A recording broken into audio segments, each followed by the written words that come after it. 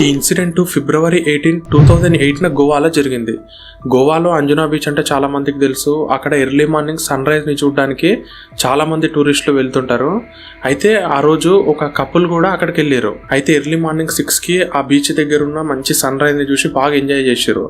అయితే వీళ్ళు ప్రశాంతంగా మాట్లాడుకుంటున్నప్పుడే కొంచెం క్రౌడ్ ఎక్కువ అయ్యేసరికి కొంచెం ప్రైవసీ కొంచెం దూరం వెళ్ళి మాట్లాడుకుందాం అనుకున్నారు.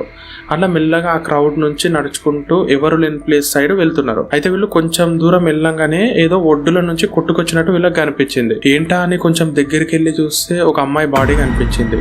పైగా ఆమె ఇండియన్ అమ్మాయి కాదు, ఒక ఫారెన్ అమ్మాయి. ఆమెకి అరౌండ్ ఒక 15 to 16 years ఏజ్ ఉంటుంది. అలాగే ఆ అమ్మాయి బాడీ మీద సరిగా బట్టలు లేవు, పైగా కొన్ని దెబ్బలు కూడా కనిపించినాయి. వెంటనే వీళ్ళు భయపడి అక్కడ ఉన్న వాళ్ళందరినీ పిలిచిర్రు. అక్కడ క్రౌడ్ కూడా మొత్తం ఎక్కువైపోయింది. ఈ విషయం తెలిసిన పోలీసు వాళ్ళు కూడా అక్కడికి వచ్చారు. అసలు ఆ ఫారెన్ అమ్మాయి ఎవరు, అక్కడికి ఎలా వచ్చింది, తనకి ఏం జరిగింది, అది హత్యనా ఆత్మహత్యనా, ఈ కేసుని పోలీసులు ఎట్లా సాల్వ్ చేసిర్రు అనే విషయాలు క్లియర్గా వీడియోలో ఎక్స్ప్లెయిన్ చేస్తాం. వీడియోలో మాత్రం ట్విస్టులు మామూలుగా ఉండవు, చాలా ఇంట్రెస్టింగ్ ఉంటుంది. వీడియోని మాత్రం ఎండ్ వరకు చూడండి.